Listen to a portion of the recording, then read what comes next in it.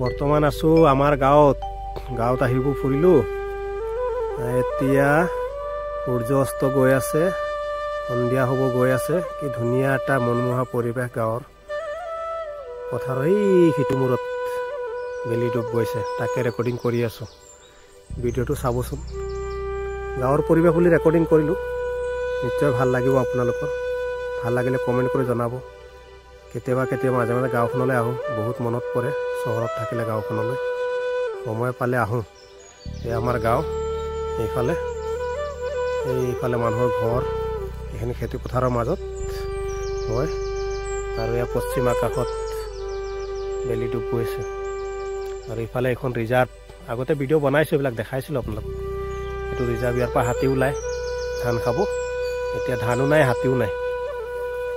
এয়া উদং পথাৰ। এতিয়া দুই এটা গৰু চৰি ফুৰি আছে। আৰু পশ্চিম আকাশত এয়া সূৰুজে মেলানি মাগিছে।